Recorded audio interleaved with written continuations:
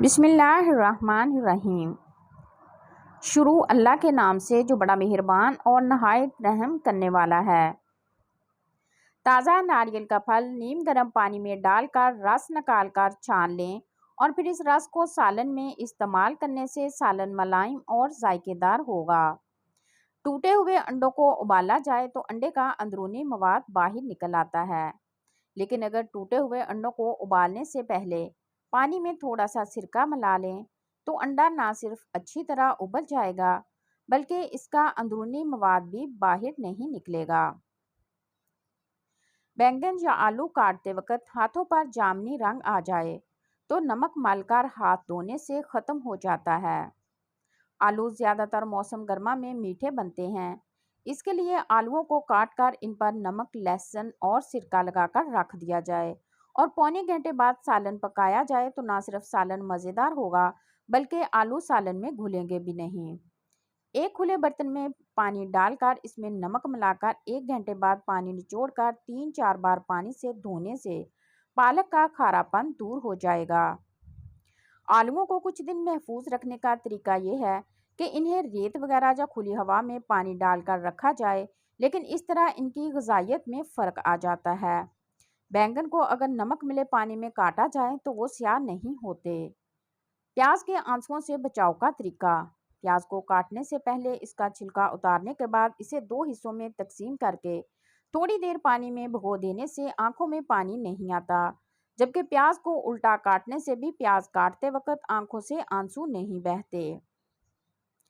प्याज और लहसुन की बू दूर करने के लिए हाथों को पहले आटे से मलकर और फिर नमक से मलकर धो लें तो बू खत्म हो जाएगी।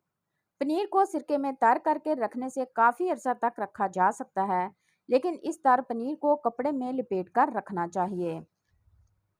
शहद या किसी भी तरह का जमा हुआ सिरप बोतल से निकालते वक्त अगर स्टील का चम्मच गर्म पानी में डिप करके इस्तेमाल करें तो शहद या सिरप चम्मच के साथ नहीं चिपकेगा। बड़े केक को फ्रीज करने से पहले इसके स्लाइस बनाकर हर स्लाइस के दरमियान नॉन स्टिक पेपर रख दें। इसके बाद केक को आपस में जोड़ दें और फ्रीज़र में रख दें। इस तरह आप पूरे केक की बजाय ज़रूरत के मुताबिक स्लाइस निकाल कर सर्व कर सकती हैं। आलू का मज़ेदार भरता बनाने के लिए सबसे पहले आलू बेक करें। इसके बाद इसका छिलका उतारकर थोड़े से दूध और मक्खन में अच्छी तरह मैश करने के बाद हस्बे जायका मसाले डालकर पकाएं। इस तरह जायका मज़ीद बेहतर हो जाता है। चुकंदर की रंगत और जायका बरकरार रखने के लिए इसे सिर्फ 15 मिनट तक भाप में पकाएं। 3 पाव चीनी शरबत की खाली बोतल में डालकर ऊपर से थोड़ा सा नीम गर्म पानी डाल दें। चीनी घुलकर शीरा यानी कि सिरप बन जाएगी। अब यह बोतल एहतियात से ढक्कन लगाकर फ्रिज में रख दें। मेहमानों की अचानक आमद पर आप इसी सिरप से शरबत, स्क्वाश या शिकंजबी तैयार कर सकती हैं। अगर ये शीरा आप ज़्यादा दिनों तक महफूज रखना चाहती हैं तो इसमें थोड़ा सा नींबू का रस या टाटरी भी मिला दें। याद रहे कि एक बोतल के लिए चुटकी भर टाटरी काफ़ी होगी। नमकीन का मक्खन 6 माह तक, जबकि फीका मक्खन सिर्फ 3 माह के लिए फ्रीज़र में महफूज रहता है। जब भी साबुत मुर्गी रोस्ट करना हो तो मसाले भरने के बाद इसे ज़्यादा देर ना रखें ताकि इसकी ताजगी बरकरार रहे और जरासीम को नपने का मौका भी ना मिले। मुर्गी के अंदर सिर्फ 3/4 हिस्से में मसाला भरें क्योंकि मसाला पकने से फूलता है। अगर इसे पूरा भर देंगे तो वो बाहर निकल आएगा। मुर्गी के अंदर मसाला भरने के बाद इसका सीना सुई धागे से सीकर बंद कर दें। फिर मुर्गी की टांगों को मजबूती से मुर्गी के साथ और इसके विंग्स को पीछे की तरफ मोड़कर बांध दें। मुर्गी रोस्ट के लिए तैयार है। सब्जियां पकाते वक्त जब तेल गरम करें तो इसमें 1 चुटकी हल्दी डालने के बाद सब्जियां शामिल करें। सब्जियों का कुदरती रंग बरकरार रहेगा। आम सब्जियों की तरह सलाद के पत्ते भी थोड़े से तेल में लहसुन, नमक और मिर्च शामिल करके पकाए जा सकते हैं। पौधों को ज़्यादा बढ़ाने के लिए चाय की पत्ती, ठंडी चाय और अंडों के पिसे हुए छिलके डालें। इस तरह पौधे ज़्यादा तेज़ी से नौशनुमा पाएंगे। इसके अलावा चावल धोने के बाद पानी और चावलों की भूसी मिली मिट्टी भी मुफीद है। रात को सोते वक्त नाक में सरसों का तेल लगाकर सो जाएं। बार बार पेशाब आने का मसला 2 दिन में ख़त्म हो जाएगा।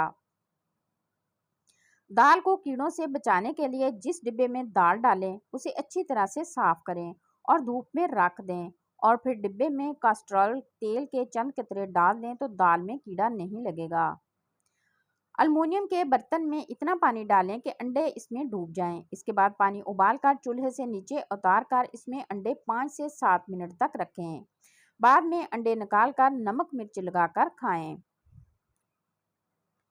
गुलदान में लगे फूलों में साबुन के चंद टुकड़े, स्प्रिन 1 अदद या लकड़ी के कोयले डालने से फूल तरोताज़ा रहते हैं और जल्दी नहीं मुरझाते।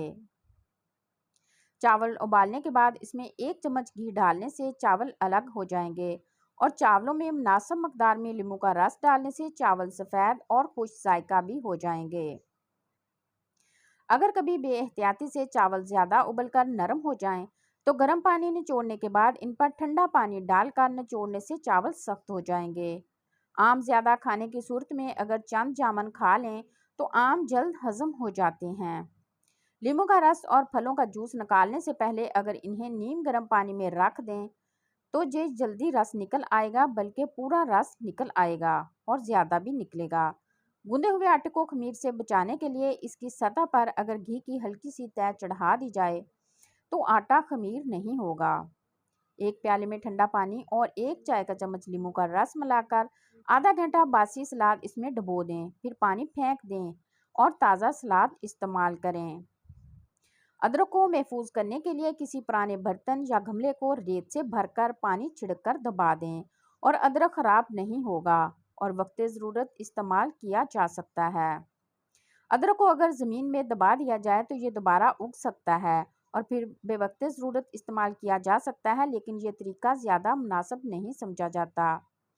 अंडे की सफ़ेदी को जर्दी से अलहदा करने के लिए साफ कैफ में अंडा तोड़कर डालें तो जर्दी कैफ में और सफ़ेदी प्याले में आ जाएगी।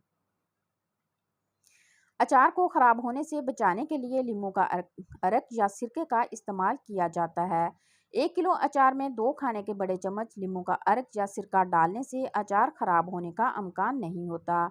अचार को हर माह धूप में रख कर चमचे से अचार को हिलाने और अचार ज़्यादा हो तो थोड़ा सा पोटाशियम मेटाबाई सल्फेट डालने से अचार ख़राब नहीं होता।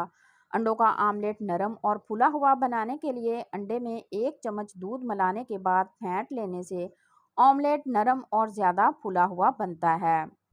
समोसे की पट्टियाँ महफूज करने के लिए समोसे की पट्टियों को मलमल के कपड़े में लपेटें और फिर इन्हें प्लास्टिक की थैली में लपेट कर डीप फ्रीज़र में रख दें। इस तरह से समोसे की पट्टियाँ ज़्यादा अरसे तक ताज़ा रहेंगी। मेरी कौन सी टिप अच्छी लगी कमेंट करके ज़रूर बताइएगा। वीडियो अच्छी लगी हो तो वीडियो को लाइक करें, चैनल पर नए हैं तो चैनल को सब्सक्राइब कर दें और प्यारे प्यारे कमेंट करें। शुक्रिया।